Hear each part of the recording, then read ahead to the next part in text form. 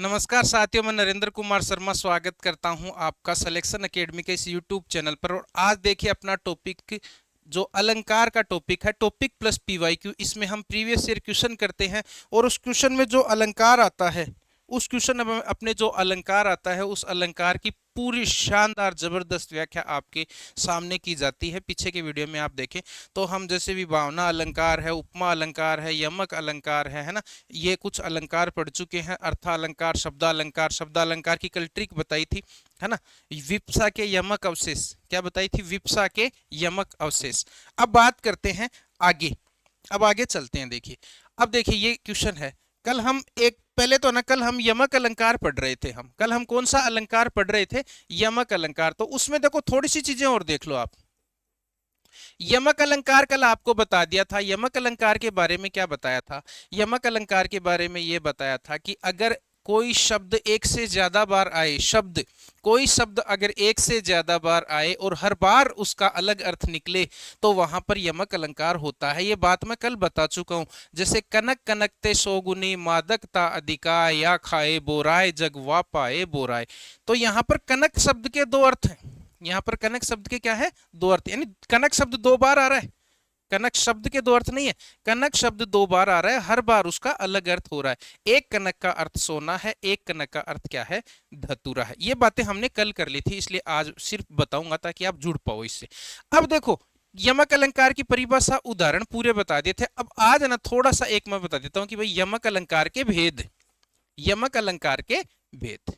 तो देखो, वैसे तो कोई भेद पर्टिकुलर हम कह नहीं सकते, लेकिन वैसे आपके आ जाए तो दो भेद आप याद रखेंगे। कितने भेद आप याद रखेंगे? यमक अलंकार के दो भेद होते हैं, है ना। अभंग यमक। कौन सा यमक? अभंग यमक। और दूसरा हो जाएगा सैभंग यमक। दूसरा क्या हो जाएगा? सैभंग यमक। यमक अलंकार के दो भेद हो गए, अभंग यमक और सैभंग यमक। ये यमक अलंकार के दो भेद हैं। अब अभंग और सैभंग यमक का मतलब क्या है? देखो सिंपल सा हम करेंगे। अभंग का मतलब अ प्लस भंग, अ प्लस भंग, यानी बिना भंग किए, बिना भंग किए, बिना टुकड़े किए। अगर शब्द को बिना भंग किए। अब देखो, अब इसकी परिभाषा मैं आपको रटवाऊं इसकी बजाय, देखो यहीं से समझ लेंगे। अ प्लस भंग यानी शब्द को बिना भंग किए, बिना टुकड़े किए अगर यमक अलंकार है तो उसे अभंग यमक कहेंगे। क्या कहेंगे? अभंग यमक। यानी शब्द के आपने टुकड़े नहीं किए फिर भी यमक अलंकार हो रहा है, तब तो अभंग यमक। दूसरा अभी मैं उदाहरण से समझाऊंगा। और दूसरा कौन सा? सैभंग, सै प्लस भंग, सै प्लस भंग। यानी अगर शब्द के टुकड़े करने के बाद यमक अलंकार की प्राप्ति होती है ना, तो उस स्थिति में उसे सैभंग यमक कहते हैं। क्या कहते हैं? सैभंग यमक। जैसे देखो उदाहरण देखना, मैंने एक तो ये कहा कनक कनक ते सो गुनी। सुनना, कनक कनक ते सो गुनी। कनक, थोड़ा सा पेन चेंज कर लेता हूं मैं। ये सही आ रहा है क्या? सही आ रहा है। कनक कनक ते सो गुनी, कनक कनक ते सो गुनी, मादकता अधिकाय, मादकता अधिकाय। या खाए बोराय जग, या खाए बोराय जग, या खाए बोराय जग, वा पाए बोराय, वा पाए बोराय। अब देखो इसमें क्या हो रहा है। इसमें मैंने क्या बताया? इस कनक का अर्थ तो सोना और इस कनक का अर्थ है धतूरा।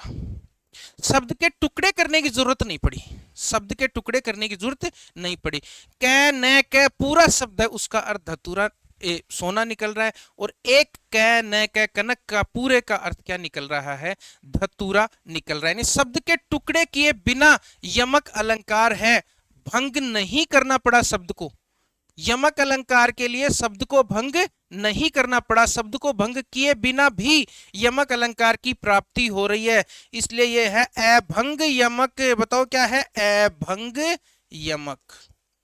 शब्द को भंग किए बिना ही यमक अलंकार है, शब्द को भंग किए बिना ही यमक अलंकार है। अब देखिए आगे, अब एक मैंने ऐसे कहा, सुनना, अब मैंने ऐसे कहा, माला फेरत जुग भया, माला फेरत जुग भया, माला फेरत जुग भया, फिरा न मन का फेर, फिरा न मन का फेर, मन का फेर, मन का फेर, कर का मन का डार के, कर का मन का डार के, मन का डारी के,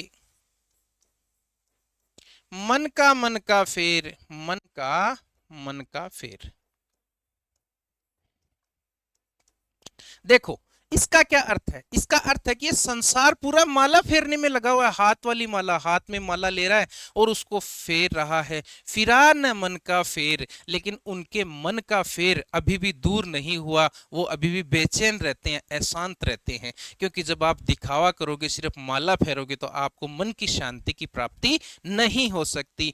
तो कर का मन का डार के, कर का मतलब हाथ, कर का मतलब क्या है, हाथ के मनके को नीचे डाल करके, यानी हाथ में जो मनका ले रखा है ना, मनका, माला का मणिया, इसका मतलब क्या है, माला का मनिया या मोती, माला का मोती मान लो आप, मन का मान लो, मोती नहीं, माला का मन का, माला का मन का जो होता है वो।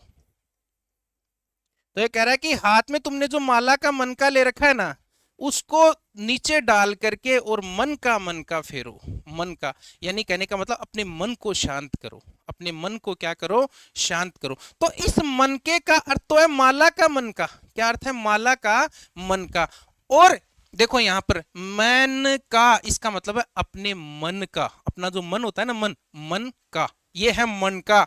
मन का मतलब ऐसे मान लो माला का जो मणिया होता है ना, माला का मणिया, वो तो माला का मन का, इसका भी मतलब ये मन का, मन का, तो मन का, इन दोनों का अर्थ मणिया ही है, दोनों का अर्थ क्या है, मणिया। लेकिन यहां पर इस मन का मतलब अपने मन का, अपने मन का, यानी इस अर्थ, इसका तो अर्थ है मन और इसका अर्थ है मन का मतलब मणिया, क्या अर्थ है, मणिया।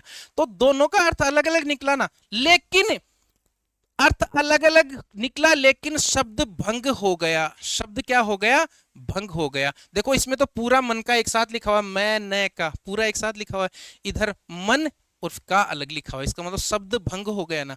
तो शब्द भंग होने के बाद अगर यमक अलंकार की प्राप्ति हो रही है, यमक अलंकार हो रहा है, तो उसे सैभंग यमक कहेंगे। क्या कहेंगे, सैभंग यमक कहेंगे। यानी ऐसे कह सकते हैं सैभंग यमक को, सैभंग यमक, सैभंग यमक का मतलब शब्द के भंग होने पर, शब्द के टुकड़े, भंग का मतलब टुकड़े होने पर, टुकड़े होने पर यदि यमक अलंकार हो, यमक अलंकार हो, यमक अलंकार हो लेकिन शब्द के टुकड़े करने पड़े, जब यमक अलंकार हो, तो उसे, तो उसे टुकड़े कर दिए ना, तो सैभंग, भंग कर दिया उसको, तो सैभंग, तो उसे सैभंग यमक अलंकार कहते हैं, सैभंग यमक अलंकार कहते हैं। और अगर टुकड़े नहीं करने पड़े, बिना टुकड़े किए ही यमक अलंकार की प्राप्ति हो रही है, तो अभंग यमक, क्या हो जाएगा, अभंग यमक। बताओ अब यमक अलंकार समझ में आ गया, यमक अलंकार की परिभाषा आपको बता दी, यमक अलंकार के भेद आपको बता दिए। इस तरह से पूरे अलंकार ढंग से एकदम आराम से समझाए जा रहे हैं, प्रेम से। फिर भी आपको समझ में नहीं आ रहा है तो कमेंट में जरूर लिखें, आप कमेंट में लिखते हैं एक बार, है ना। अब देखिए आगे, अब देखो अगला, अगला प्रश्न है। हाँ ये बताया नहीं था, ये प्रश्न एक बार देख लेते हैं। माला फेरत जुग बया, ये हो ही गया। चलिए, माला फेरत जुग बया, फिरा न मन का फेर, कर का मन का डार के, मन का फेर, ये आपको बता दिया। इसमें देखो ये मन का शब्द है, यहां पर भी मन का शब्द है ना। मन का, इस मन का मतलब तो मणिया, और इस मन का मतलब है मन का, अपने मन का, है ना। यानी हमारे मन का फेर दूर नहीं हुआ, मन की बेचैनी दूर नहीं हुई। तो इस मन का तो अर्थ है अपने मन का, और इसका अर्थ है मणिया, क्या अर्थ है, मणिया। तो कुल मिला के एक ही शब्द एक से ज्यादा बार आ रहा है। देखो मन का, मन का, मन का और मन का, ये मन का, तो एक ही शब्द बार बार आ रहा है और अर्थ अलग अलग निकल रहे हैं, तो यमक अलंकार होगा। और टुकड़े करने पर यमक अलंकार हो रहा है, इसलिए यहाँ पे यमक तो है ही है, सैभंग यमक है। कौन सा यमक है बताओ? सैभंग यमक अलंकार है। तो वो ये क्वेश्चन में आया हुआ, आपको उदाहरण बता दिया मैंने, क्वेश्चन में आया हुआ है प्रीवियस ईयर में। अब आगे देखो, अब आगे देखिए, अब देखिए, सूर सूर तुलसी ससी उडुगण के सवदास और कवि खदोत समझहत हैं करत प्रकाश। वाह भाई, क्या दोहा है। सूर सूर, सूर सूर, देखो सूर सूर, यहां सूर सूर का मतलब सूरदास, सूरदास का मतलब क्या है? ये सूर का मतलब क्या है? सूरदास। और इस सूर का मतलब है सूर्य, इस सूर का मतलब क्या है? सूर्य। यानी सूरदास सूर्य के समान है। सूरदास किसके समान है? सूर्य के समान। तुलसी ससी, तुलसी चंद्रमा के समान, शशि का मतलब चंद्रमा, तुलसी चंद्रमा के समान है। उडुगण केशवदास, और केशवदास तारों के समान है। और कवि खदोत सम, और बाकी सारे जितने भी कवि, तीन ही कवि बड्डी बता दिए। क्या? सूरदास तो सूरज है, तुलसी शशि यानी चंद्रमा है, और केशवदास तारों तारे हैं, और कवि तो जुगनू के समान हैं। और कवियों को क्या बताया है? जुगनू के समान हैं, जो यहां वहां प्रकाश करते रहते हैं। तो बताओ, एक सुर, एक ही शब्द एक से ज्यादा बार आए और हर बार उसका अलग अर्थ निकले, है ना, ये हर बार को ऐसे समझ लो, कोई शब्द एक से ज्यादा बार आए और उसका अलग अलग अर्थ निकले तो उसे यमक अलंकार कहते हैं। तो देखो, यहाँ एक सूर का अर्थ तो है सूरदास और एक सूर का अर्थ है सूर्य, तो यमक अलंकार। शब्द शब्द एक से अधिक बार आए और उसका अलग अलग अर्थ निकले तो वहां पर यमक अलंकार होता है। बोलो, बात समझ में आई क्या? ध्यान रखना। अब देखो आगे, अब देखो, ये कल के प्रश्न पूरे हो गए, कल के प्रश्न पूरे हो गए। तो यमक अलंकार में कोई शब्द एक से ज्यादा बार आए और उनके अलग अलग अर्थ निकले, उनके अलग अलग अर्थ निकले। इसमें ऐसा जरूर हो सकता है, हर बार अलग अर्थ की जरूरी नहीं है। मान लो एक शब्द 3 बार आ रहा है, तो 3 में से 2 शब्दों का एक अर्थ हो सकता है और एक बीच वाले का अलग हो गया, तो भी यमक अलंकार है। तो इसकी परिभाषा क्या याद रखेंगे? कोई शब्द एक से ज्यादा बार आए और उसका अलग अलग अर्थ निकले। शब्द एक से ज्यादा बार आएगा, ये ध्यान रखना, शब्द क्या आएगा? एक से ज्यादा बार आएगा। अब देखो, तो यमक अलंकार हो गया। या अनुरागी चित्त की गति समझे न कोई, जो जो बूढ़े श्याम रंग त्यों त्यों उज्जवल हो। बहुत अच्छी बात है, और उज्जवल शब्द भी टाइपिंग वाले ने भी सही लिख दिया, टाइपिंग वाले ने भी सही लिख दिया, है ना। इस पंक्ति में कौन सा अलंकार है? इस पंक्ति में कौन सा अलंकार है? चलिए बात करते हैं अलंकार की, उसके बाद बताएंगे आपको। अलंकार है विरोधाभास। कौन सा है बताइए? विरोधाभास। चलिए, विरोधाभास अलंकार अगला चालू हो गया अलंकार भाई। क्वेश्चन में, उस क्वेश्चन में विरोधाभास अलंकार है, पहले हम विरोधाभास अलंकार पढ़ के फिर उस क्वेश्चन पे चर्चा कर लेंगे। तो नेक्स्ट अलंकार हम पढ़ रहे हैं विरोधाभास अलंकार। कौन सा अलंकार पढ़ रहे हैं बताइए? विरोधाभास अलंकार। विरोधाभास आभास, विरोध का आभास होता है केवल, विरोध का केवल क्या होता है? आभास होता है, वास्तविक विरोध नहीं होता। यानी कई बार क्या होती है, कवि है वो कविता की पंक्तियां ऐसी बना लेता है कि हम ये देखते हैं कि ये विरोधाभासी चीजें डाल देता है उसमें। कौन सी चीजें डाल देता है? विरोधाभासी। यानी ऐसा लगता है कि इन दोनों में तो परस्पर विरोध है, ऐसा तो हो ही नहीं सकता, जबकि वास्तव में वो विरोध नहीं होता, उसका अर्थ कुछ और होता है वहां पर। तो कहने का मतलब विरोधाभास अलंकार में क्या होगा कि वास्तविक विरोध न होके केवल विरोध का आभास होता है, तो वहां पर विरोधाभास होता है। यानी हमें दिखेगा कि विरोध हो रहा है दोनों चीजों में, ये दोनों चीजें परस्पर विरोधी हैं, लेकिन वास्तव में वो विरोध होता नहीं है। कैसे? देखो, या अनुरागी चित्त की, या अनुरागी चित्त की, सुनना, या अनुरागी चित्त की परिभाषा भी लिखा दूंगा मैं आपको। या अनुरागी चित्त की गति समझे न कोई, गति समझे न कोई। या अनुरागी चित्त की गति समझे न कोई, ज्यों ज्यों बूढ़त श्याम रंग, ज्यों ज्यों बूढ़त, ज्यों ज्यों बूढ़त श्याम रंग, श्याम रंग, ज्यों ज्यों बूढ़त श्याम रंग, त्यों त्यों उज्जवल होय, त्यों त्यों उज्जवल होय। उज्जवल भी सही देख लेना भाई, शब्द शुद्धि में और करवा दूंगा मैं आपको, उज्जवल होय। अब देखो, त्यों त्यों उज्जवल होय, अब ये क्या कहना चाह रहा है कि इसका अर्थ क्या है? अब जो इसको पढ़ेगा इसमें क्या बताया गया, जो जो बूढ़त श्याम रंग, बूढ़त का मतलब डूबना, बूढ़त का मतलब क्या होता है, डूबना, कि जैसे जैसे हम काले रंग में डूबेंगे, देखने वाले को क्या अर्थ लग रहा है कि जैसे जैसे हम श्याम रंग में डूबेंगे वैसे वैसे हम उज्जवल उज्जवल हो जाएंगे, सफेद हो जाएंगे, साफ हो जाएंगे, जैसे जैसे काले रंग में डूबेंगे वैसे वैसे उज्जवल हो जाएंगे, साफ हो जाएंगे, क्या हो जाएंगे, साफ, है ना, स्वच्छ हो जाएंगे।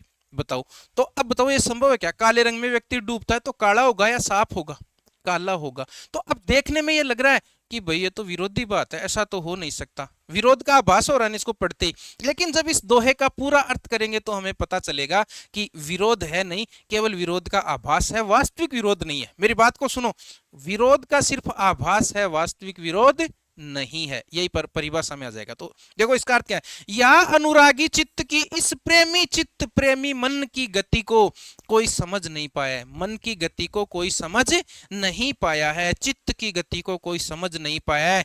ये जैसे जैसे जो जो बूढ़त, जैसे जैसे ये श्याम के रंग में डूबता जाता है ना, श्याम का मतलब श्री कृष्ण, श्री कृष्ण के प्रेम में जब ये डूबता जाता है, श्री कृष्ण के रंग में डूबता जाता है, वैसे वैसे ही उज्जवल, वैसे वैसे ये स्वच्छ होता जाता है, वैसे वैसे ही, है ना, ये पवित्र होता जाता है। हमारा मन बताओ, श्याम के रंग में श्री कृष्ण की भक्ति में डूबेगा तो हमारा मन साफ होगा कि नहीं होगा। तो बात है ये, बात एक्चुअल में ये है। जबकि हमने इसको क्या पढ़ा कि जैसे जैसे श्याम रंग में कोई डूबेगा तो साफ हो जाएगा, तो देखने में विरोध का आभास हो रहा है, लेकिन वास्तविक बात क्या कह रहा है कवि, कि जैसे हम श्याम रंग के अंदर डूबते हैं तो हम पवित्र हो जाते हैं, हम श्री कृष्ण की भक्ति में डूबते हैं तो हम क्या हो जाते हैं, हमारा मन क्या हो जाता है, पवित्र हो जाता है। ऐसा कवि कहना चाह रहा है। तो विरोध का आभास हो रहा है, वास्तविक विरोध नहीं है। एक दो उदाहरण और बता दूंगा। तो विरोधाभास अलंकार की परिभाषा क्या होगी, वास्तविक विरोध न हो, जहां जहां वास्तविक विरोध न हो, वास्तविक विरोध न हो, वास्तव में विरोध नहीं है, विरोध का आभास हो, विरोध का क्या हो बताओ, केवल आभास हो, विरोध का आभास हो। तो ना अलंकार अपना नाम खुद ही कह रहा है, विरोधाभास, यानी विरोध का आभास, विरोध प्लस आभास, विरोध प्लस आभास, यानी विरोध का केवल और केवल क्या होगा, आभास होगा, वास्तविक विरोध नहीं होगा। तो विरोधाभास अलंकार की परिभाषा क्या याद रखेंगे, जहां वास्तविक विरोध नहीं हो, विरोध का आभास हो, उसे विरोधाभास अलंकार कहते हैं। ये इसका उदाहरण हो गया। आ जाइए क्वेश्चन पे आ जाइए अब। या अनुरागी चित्त की गति समझे न कोई, ज्यों ज्यों बूढ़त श्याम रंग त्यों त्यों उज्जवल होए। कहने का मतलब अभी आपको समझा दिया कि जैसे जैसे हम श्री कृष्ण की भक्ति में डूबेंगे तो पवित्र होते जाएंगे। इसको देखने में थोड़ा विरोध सा लग रहा है कि श्याम रंग में डूब के व्यक्ति स्वच्छ साफ हो जाएगा, तो थोड़ा सा विरोध का आभास हो रहा है। लेकिन वास्तव में जब इसका अर्थ पूरा करते हैं ना तो समझ में आता है कि विरोध नहीं है, सिर्फ विरोध का आभास है। तो विरोध का आभास इज इक्वल टू विरोधाभास, विरोध का आभास बराबर विरोधाभास। तो आज का एक अलंकार देखो आपको करवा दिया बड़े ही आराम से। अब अगला क्वेश्चन देखिए। अब देखिए ये बिहारी का बहुत प्रसिद्ध दोहा है, आपके आ सकता है, आपके आ सकता है। तंत्रीनाद कवित रस सरस राग रति रंग, अन बूढ़े बूढ़े तरे जे बूढ़े सब अंग। इसका मतलब क्या है सुनो, इसका मतलब यह कि तंत्रीनाद यानी वीणा के संगीत में, वीणा के संगीत में, तंत्रीनाद का मतलब वीणा के संगीत में, कविता के रस में, है ना, सरस राग में, प्रेम की मधुर राग में, है ना, और रति रंग प्रेम के रंग में, मधुर राग में और प्रेम के रंग में। अब इसका अर्थ नहीं, एक बार पहले ऐसे देखो, अनबूढ़े, अनबूढ़े का मतलब जो नहीं डूबा, अनबूढ़े बूढ़े, जो नहीं डूबा वो डूब गया। अनबूढ़े, बूढ़े का मतलब क्या होता है, डूबना, ध्यान रखना शब्द आएगा ये बूढ़े, पहले भी तो आया था ना, जो जो बूढ़त श्याम रंग, तो बूढ़े का मतलब है यहाँ डूबना, बूढ़े का मतलब क्या है, डूबना। समझ गए बात को। तो इसका यहाँ की क्या कर रहा है, अनबूढ़े यानी जो नहीं डूबा वो तो डूब गया, जो नहीं डूबा वो तो डूब गया। तो बताओ विरोध का आभास हो रहा है कि नहीं हो रहा। आप ऐसे सोच रहे हो कि जो नहीं डूबा वो डूब कैसे गया भाई। अब मैं यूं कर दूं कि पानी में वो फलाना आदमी नहीं डूबा लेकिन डूबने से उसकी मृत्यु हो गई। अब आप समझोगे कि वो नहीं डूबा, फिर डूबा कैसे। तो ये क्या कर रहा है, अनबूढ़े यानी इसमें जो नहीं डूबा ना वो तो डूब गया, नहीं डूबा वो तो डूब गया, है ना। ये तो विरोधाभास हो रहा है। अब इसका असली अर्थ क्या है? तंत्रीनाद, बिहारी का बहुत शानदार दो है। तंत्री नाद यानी वीणा के संगीत में, यानी तंत्री वाले तार वाले जो भी सितार है ना, सितार वीणा तार वाले वाद्य यंत्रों के संगीत में, कविता के रस में, मधुर राग में और प्रेम के रंग में जो नहीं डूबा वो डूब गया। नहीं डूबा वो डूब गया का मतलब इन सब चीजों को जिसने नहीं अपनाया, इन सब चीजों का है ना जिसने आनंद नहीं लिया, वो इस संसार सागर में डूब गया। इस संसार सागर में डूब गया, सांसारिक मोह माया में डूब गया वो, है ना। और जे बूढ़े सब अंग, और जो इसमें नहीं, जो इसमें डूब गया, किस किस में? इन सब में, वो इस संसार से तैर गया। वो इस संसार से तैर गया, यानी इन सब चीजों का आनंद जिसने लिया है ना, वो तो इस संसार से तैर गया। और जो इसमें नहीं डूबा, इन सब चीजों का आनंद जिसने नहीं लिया, वो हकीकत में सांसारिक मोह माया में उलझा रहेगा, सांसारिक मोह माया में डूबा रहेगा, उसकी मुक्ति नहीं होगी। तो कुल मिला के जीवन में मुक्ति के लिए कवि बिहारी कहता है कि हमें कविता है, प्रेम है, राग है ना, और जैसे सितार वीणा के संगीत है, इन सब का आनंद लेते रहना चाहिए, इसी से हमें मुक्ति मिलेगी। केवल सांसारिक मोह माया में उलझे रहेंगे तो मुक्ति नहीं मिलेगी। तो देखो, विरोध का आभास इज इक्वल टू विरोधाभास, दोनों ही दो याद रखना, या अनुरागी चित्त की गति समझे नहीं कोई, और तंत्रीनाद। तो जीवन में तैरने के लिए, जीवन को संसार सागर से पार करने के लिए बिहारी ने बताओ कौन कौन सी चीजें आवश्यक बताई हैं? तंत्रीनाद, वीणा और सितार। तंत्री का मतलब तारों से बने हुए जो वाद्य यंत्र, जैसे वीणा है, सितार है, इनका संगीत, कविता का रस, सरस राग, मधुर जो राग होती है, सरस राग होती है, और प्रेम का रंग, है ना, इनका आपको आनंद लेना चाहिए, इनमें डूबना चाहिए, तब आपकी मुक्ति होगी। वरना इस संसार से आप संसार सागर में तैर नहीं पाओगे।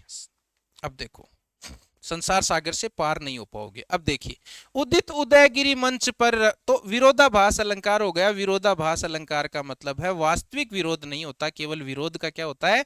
आभास होता है, आभास होता है। अब देखो, उदित उदयगिरी मंच पर रघुवर बाल पतंग, विकसे संत सरोज सब हर्षे लोचन भृंग। देखो, अलंकार कौन सा है वो बाद में बताएंगे, पहले अपन ये कर लेते हैं। देखो, रूपक अलंकार ये आएगा, रूपक अलंकार। तो आज देखो, यमक अलंकार के भेद आपको बता दिए, उसके बाद में आपको विरोधाभास अलंकार बता दिया, विरोध का आभास होगा। अब रूपक अलंकार, कौन सा अलंकार है? रूपक अलंकार। रूपक अलंकार में क्या होता है? देखो, उपमा अलंकार आप सभी ने पढ़ा है। उपमा अलंकार में क्या किया जाता है? एक प्रसिद्ध व्यक्ति या वस्तु की दूसरे प्रसिद्ध व्यक्ति या वस्तु से तुलना या समानता की जाती है। ऐसा कहा जाता है कि आपका मुख चंद्रमा के समान सुंदर है, वो तो हो गया उपमा अलंकार। उसे कहते हैं तुलना या समानता। आपके मुख को चंद्रमा के समान बता दिया, वो तो उपमा हो गया। लेकिन एक होता है अभेद आरोपण। अभेद आरोपण का मतलब समान समून को हटा के डायरेक्ट ही ऐसे कह दे कि आपका मुख चंद्रमा है, मुख चंद्र, आपका मुख चंद्रमा है, आपका मुख क्या है? चंद्रमा। यानी आपका मुख चंद्रमा के समान है, ये नहीं, आपका मुख चंद्रमा है। तो मुख पर चंद्रमा होने का अभेद आरोपण लगा दिया, यानी मुख और चंद्रमा में कोई भेद नहीं रखा इन्होंने। उपमान और उपमेय, है ना, उपमेय पर उपमान का अभेद आरोपण लगा दिया। तो इसे कहते हैं रूपक अलंकार, अभेद आरोपण। उपमान में, है ना, उपमेय में उपमान का अभेद आरोपण जब होता है तो उसे रूपक अलंकार कहते हैं।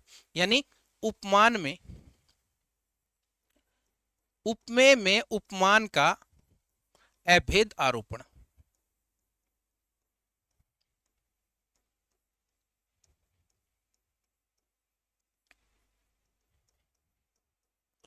यानी उपमेय को हम उपमान बताते हैं, आपके मुख को चंद्रमा के समान बताया, तो उपमेय को क्या बताते हैं? उपमान के समान बताए। लेकिन अगर उपमेय को उपमान ही बता दें, यानी उपमेय में उपमान का अभेद आरोपण कर दें, उपमेय के उपमान होने का अभेद आरोपण कर दें, तो उसे रूपक अलंकार कहते हैं। अभेद आरोपण का मतलब यह है कि जैसे मैंने कहा आपका मुख चंद्रमा के समान है, तब तो हो गया उपमा अलंकार। एक मैंने कह दिया आपका मुख चंद्रमा है, तो वो हो गया रूपक अलंकार, यानी अभेद आरोपण कर दिया। क्या कर दिया? अभेद आरोपण।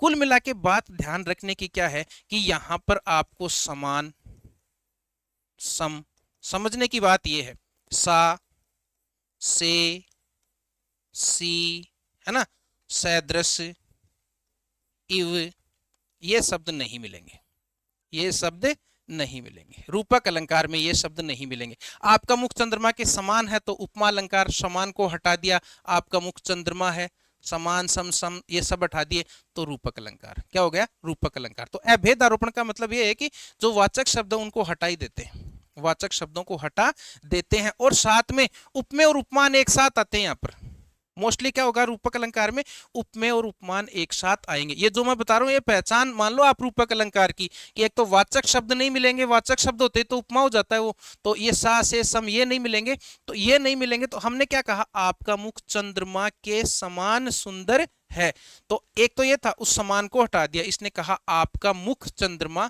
है। तो इसमें उपमेय और उपमान एक साथ मिलेंगे।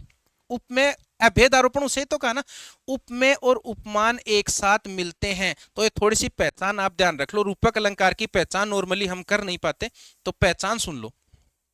परिभाषा तो ये हो गई कि उपमेय में उपमान का अभेद आरोपण कर दिया जाए। अभेद आरोपण का मतलब समान समूह नहीं, डायरेक्ट कह दिया जाए आपका मुख चंद्रमा है, राघव सचिन तेंदुलकर है, सीधा कह दिया आपने, है ना। तो पहचान क्या हो जाएगी, देखो पहचान एक तो इसमें है ना, सा से सी, है ना, ये जो भी सम, समान, सदृश, है ना, इव, जो भी उपमा वाले शब्द होते हैं ना, ये नहीं मिलेंगे, ये नहीं होंगे, ये सारे के सारे इसमें नहीं होंगे। ये सब शब्द बताओ होंगे कि नहीं होंगे, नहीं होंगे। नंबर एक बात रूपक की पहचान। दूसरा, कुछ लोग बताते हैं कि भाई रूपक में एक योजक चिन्ह मिलेगा आपको। क्या मिलेगा, योजक चिन्ह। अगर योजक चिन्ह मिल जाए तो आप कहेंगे कि सर वहां रूपक अलंकार है। लेकिन कई बार परीक्षा में वो प्रश्न बनाने वाला बदमाशी कर देता है कि योजक चिन्ह से पहचान हो जाएगी, तो योजक चिन्ह देता ही नहीं। तीसरी पहचान क्या याद रखोगे, इसमें उपमान और उपमेय एक साथ मिलेंगे, सबसे बड़ी पहचान है। उपमान और उपमेय सामान्यतया अधिकतर उदाहरणों में उपमान और उपमेय एक साथ जोड़े से, ऐसे कह सकते हैं, है ना, जोड़े से एक साथ मिलेंगे। अभी बताऊंगा उदाहरण। उपमान और उपमेय एक साथ मिलेंगे, उपमान और उपमेय क्या मिलेंगे, एक साथ, यूं कह सकते हैं, युग्म में ऐसे भी कह सकते हैं। उपमान और उपमेय एक साथ मिलेंगे, बीच में कोई वाचक शब्द और ऐसा कुछ नहीं होगा, उपमान उपमेय जुड़े हुए मिलेंगे, मतलब वैसे जुड़े हुए नहीं, एक साथ मिलेंगे। जैसे देखो मैंने क्या कहा, उदाहरण देखना, उदाहरण, बीती विभावरी जागरी, बीती विभावरी जागरी, सुनना, बीती विभावरी जागरी, अंबर पनघट ले डुबो चली, अंबर पनघट में डुबो चली, तारा घट, तारा घट, उषा नागरी, उषा नागरी। लो जी सुनना, अब कैसे पहचान हो कि ये रूपक अलंकार है। देखो अंबर पनघट, अंबर को तो बता दिया पनघट, सुनना मैं इधर लिख देता हूं उपमान या उपमेय, इधर लिख देता हूं उपमान, इधर तो लिख देता हूं उपमेय, इधर लिख देता हूं उपमान। सुनना, अंबर को बता दिया पनघट, अंबर को क्या बता दिया, पनघट, तो अंबर तो हो गया उपमेय, अंबर तो क्या हो गया, उपमेय, पनघट हो गया उपमान। समझ में आ रही है बात। डूबो चली तारा घट, तारों को बता दिया घड़ा, तारों को क्या बता दिया, घड़ा, तो तारे तो हो गए उपमेय और इसको किससे किसके समान बता दिया, घट, तो घट हो गया उपमान, घट क्या हो गया, उपमान। उषा नागरी, उषा नागरी, उषा को चतुर स्त्री के समान बताया है, तो उषा तो हो गया उपमेय और किसके समान बताया, नागरी, यानी नागरी हो गया उपमान, नागरी क्या हो गया, उपमान।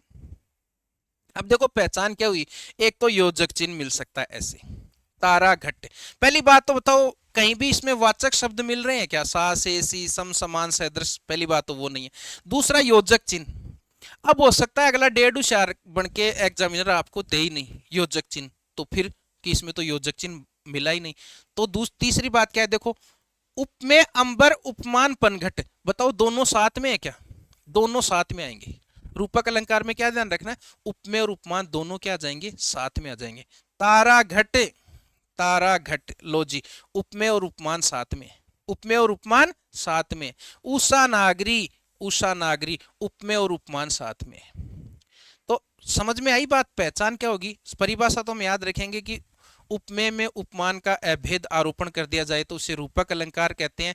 पहचान इसकी ये रखनी है कि वाचक शब्द होता नहीं है, योजक चिन्ह मिल सकता है, और प्लस में इसमें क्या होगा, उपमेय और उपमान साथ में होंगे, साथ में होंगे। एक और पहचान, जब हम उपमेय और उपमान जो साथ में होंगे उनको जब इसका अर्थ करेंगे तो ऐसे बोलेंगे, तारों रूपी घड़ा, तारों घट का, तारा घट को क्या बोलते हैं, तारे रूपी घड़ा। तो जब हम इसका अर्थ करते हैं तो रूपी शब्द आता है, इसमें क्या आता है, रूपी शब्द। एक ये भी पहचान होती है, तो ये पहचान और लिख लो रूपक अलंकार की।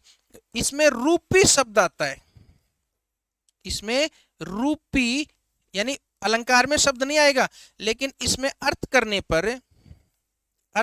पर या व्याख्या करने पर रूपी शब्द प्राप्त होता है। रूपी, रूपी जब भी तो रूपक हो गया, रूपी शब्द प्राप्त होता है। जैसे तारे रूपी घड़ा, तारे रूपी घड़ा।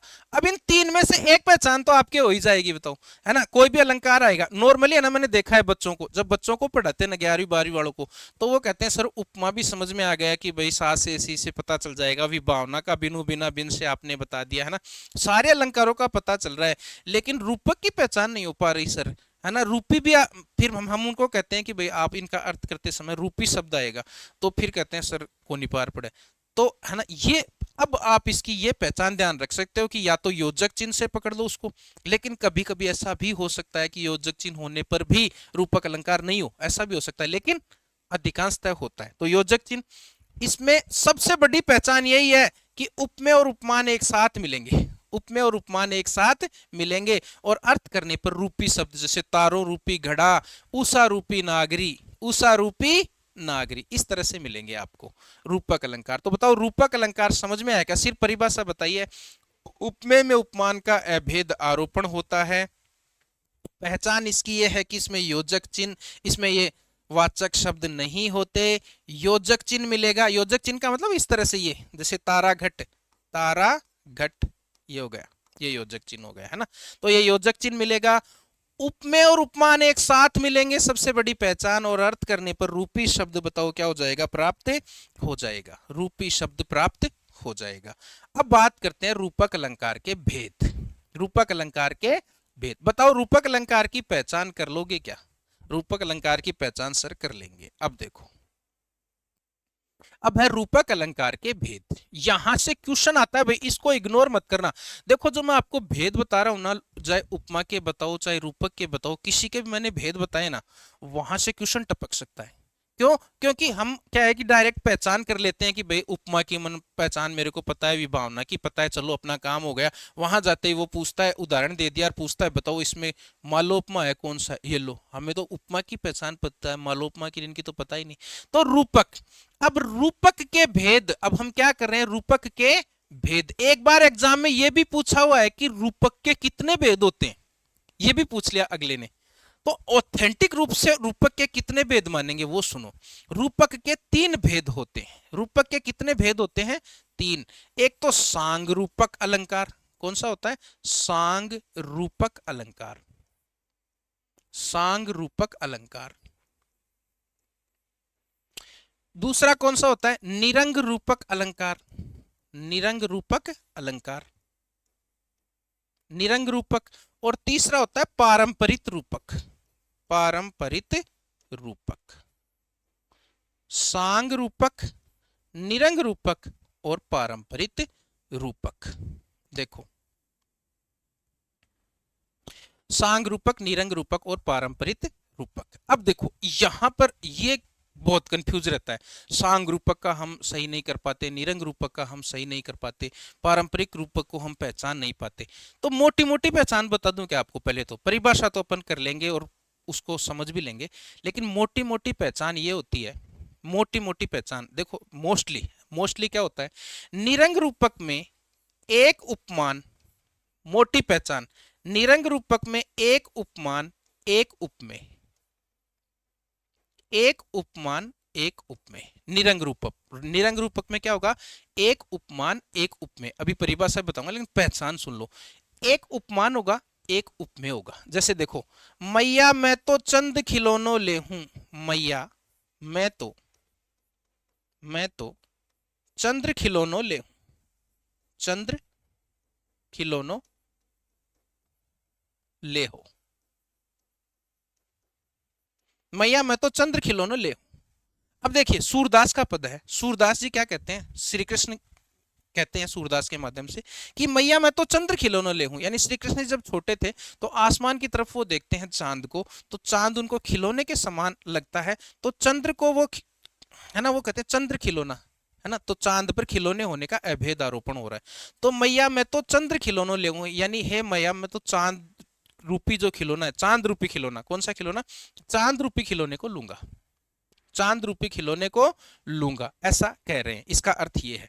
तो देखो पहली बात तो ये कि या तो यहां पर योजक चिन्ह मिल जाएगा आपको, या तो यहां पर योजक चिन्ह मिल जाएगा। पहली बात तो निरंग रूपक तो छोड़ो, पहली बात तो ये पहचान तो करो कि रूपक है कि नहीं है।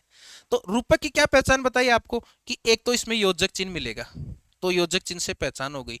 चलो योजक चिन्ह नहीं दिया, मान लो टाइपिंग एरर हो गई, उसने योजक चिन्ह टाइप ही नहीं किया या नहीं दिया।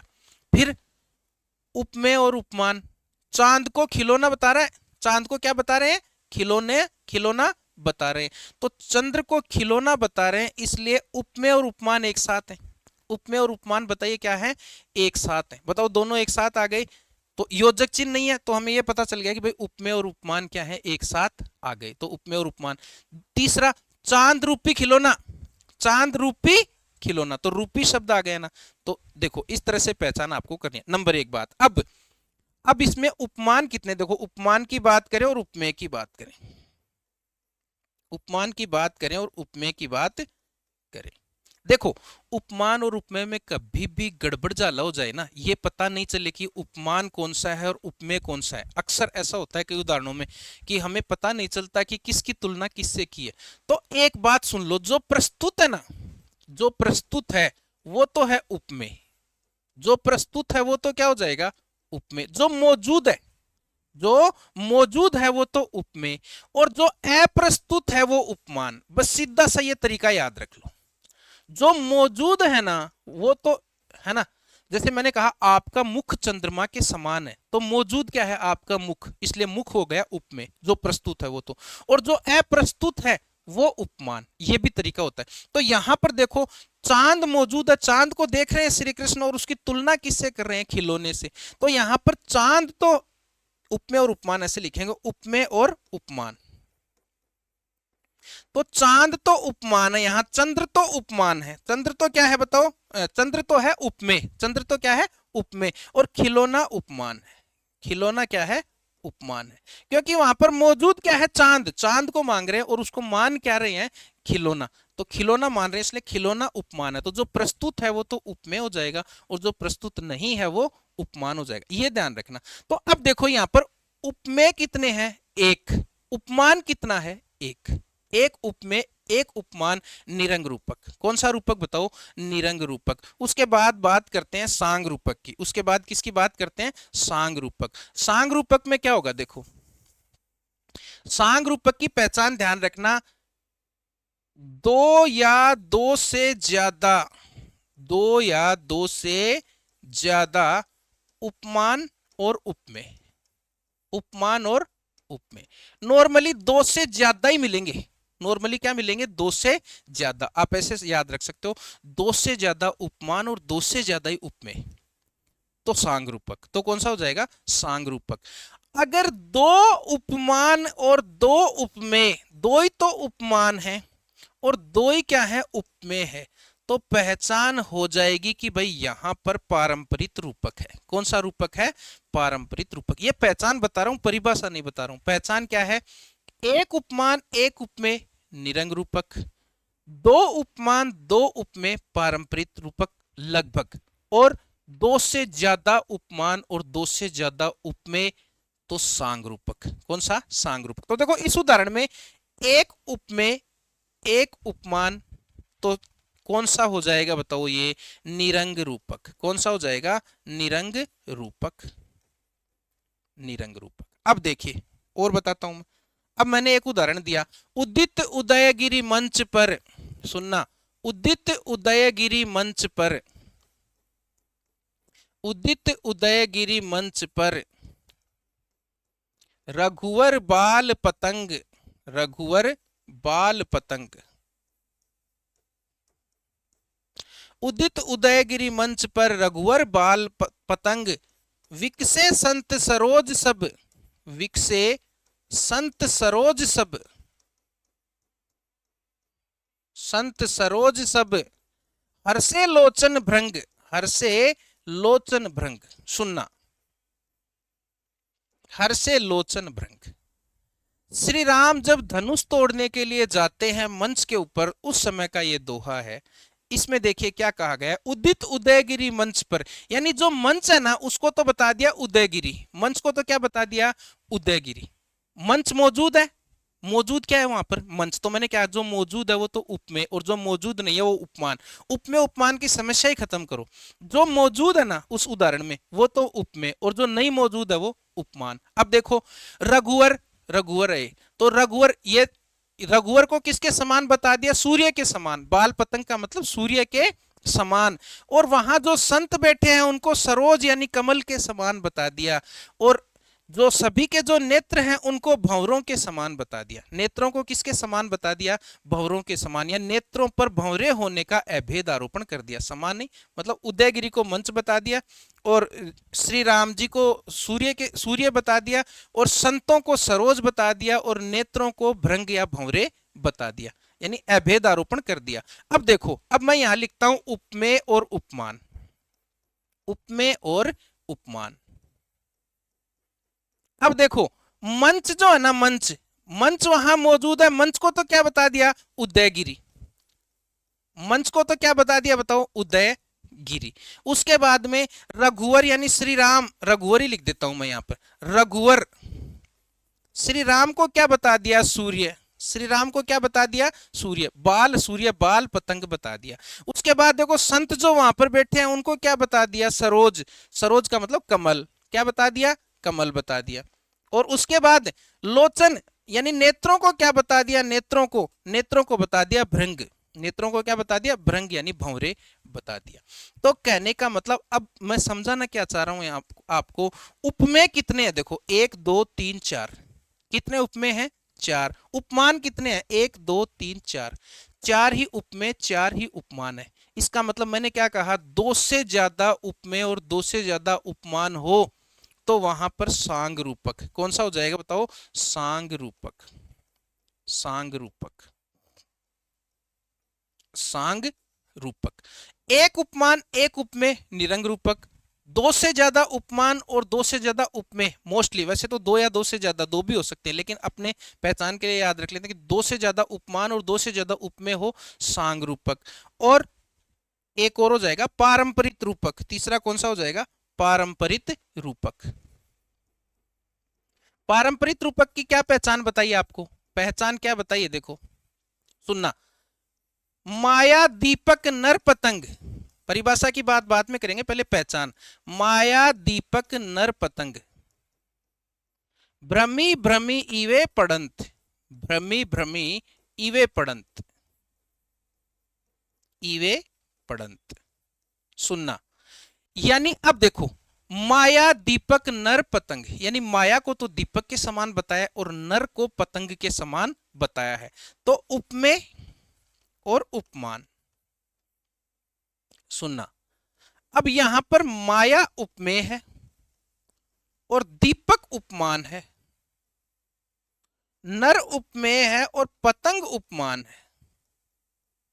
अब देखो, कितने उपमेय, 2, कितने उपमान, 2। जब 2 उपमेय और 2 उपमान हो तो सामान्यतया पारंपरिक रूपक अलंकार होता है। ये हो गई पहचान, ये तो हो गई तीनों रूपक अलंकारों की, बताओ क्या हो गई, पहचान हो गई। एक उपमेय एक उपमान निरंग रूपक, 2 से ज्यादा उपमेय 2 से ज्यादा उपमान सांग रूपक, 2 उपमेय 2 उपमान पारंपरिक रूपक। अब इनकी परिभाषा की बात और कर लेते हैं थोड़ा सा, देखो। तो रूपक अलंकार के 3 भेद आप याद रखेंगे, तीनों की पहचान बता दी। अब इनकी एक एक की परिभाषा करते हैं। पहले करते हैं सांग रूपक, सांग रूपक। अब परिभाषा क्या याद रखोगे आप, देखो, सांग रूपक, सांग रूपक। सांग रूपक का मतलब सै प्लस अंग, सै प्लस अंग, सांग यानी अंगों सहित। अब देखो यहां पर अंग वो नहीं है जो उपमा अलंकार वाले अंग है, वो नहीं है। जैसे उपमा अलंकार में अंग कौन कौन से थे, उपमेय, उपमान, साधारण धर्म, वाचक शब्द, उन अंगों की बात नहीं है यहाँ पर। यहाँ पर अंगों का मतलब उपमान अंगों सहित। उपमेय पर अभेद आरोपण होता है, उपमान का अंगों सहित, यानी उपमान के अंग, यानी कोई उपमान आपको दिया जा रहा है तो उसके क्या क्या अंग है। जैसे मान लो कमल उपमान दिया जा रहा है, तो कमल, केवल कमल की बात की जाए, एक कमल के सारे अंगों की बात कर लें कि कमल की पंखुड़ियां है ना, कमल की कलियां है ना, कमल की डाली, तो ये कमल के अंग हो गए। तो उपमान अगर अंगों सहित उपमेय पर अभेद आरोपण हो रहा है। अब उपमान के अंग कौन से अंग, उपमान के अंग। उपमान के अंग का मतलब जो उपमान जो दिया गया है वो अंगों सहित उसके अंग हों और ज्यादा। कहने का मतलब केवल अकेला उपमान ही हो तब तो निरंग रूपक हो जाता है, उसके अंग भी आ गए, और कहने का मतलब एक दो उपमान और आ गए साथ में, तो वहां सांग रूपक होता है। तो परिभाषा याद रखेंगे, जब उपमान, उपमान का अंगों सहित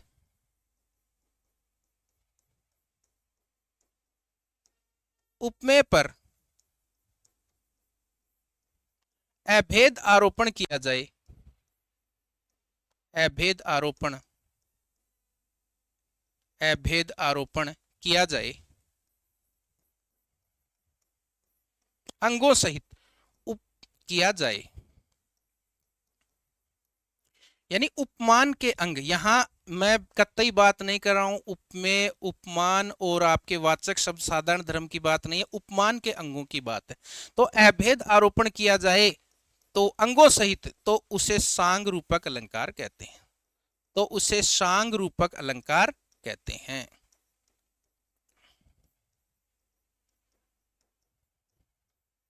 अब देखो इसका उदाहरण पीछे बताया था आपको, सुनना, ये रहा सांग रूपक का उदाहरण।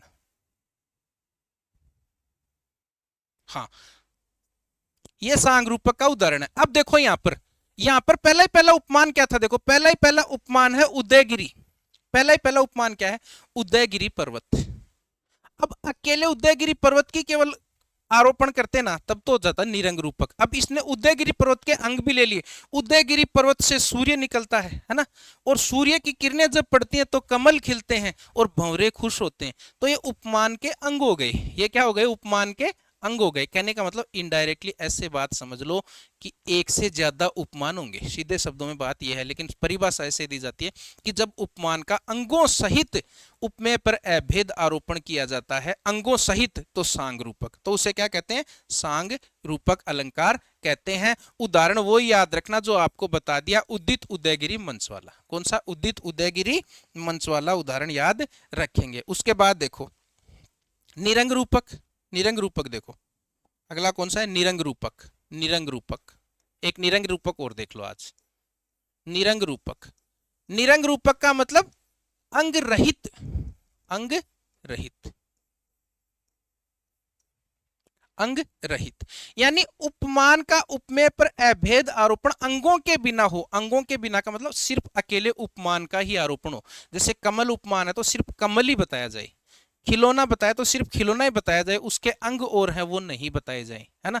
तो कहने का मतलब एक उपमान और एक उपमेय हो। तो क्या कहते हैं यहां पर, जब उपमान का, उपमान का उपमेय पर अंग रहित आरोपण किया जाए, अंग रहित आरोपण किया जाए, आरोपण किया जाए, यानी केवल उपमान अकेला ही होगा, उसके अंग नहीं होंगे, अंग रहित आरोपण किया जाए तो उसे निरंग रूपक कहते हैं।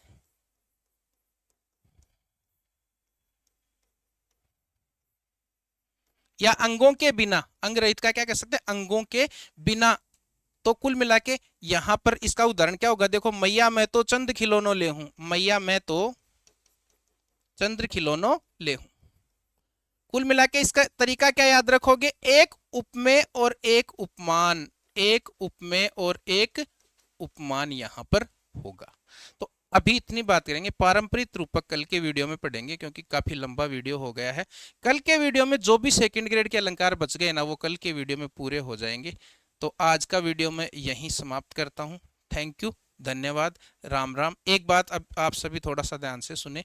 अगर आपको वीडियो पसंद आता है तो लाइक करें, चैनल को सब्सक्राइब करें। अपने वीडियो के डिस्क्रिप्शन में टेलीग्राम चैनल का लिंक दिया हुआ है, उस पे जुड़े, वहाँ पे आपको इन सब की पीडीएफ भी मिलेगी और नोट्स भी मिलेंगे वहाँ पर, है ना, और तरह तरह के क्वेश्चन भी मिलेंगे। तो ज़्यादा से ज़्यादा फायदा लेना हो तो टेलीग्राम चैनल पर भी जुड़े।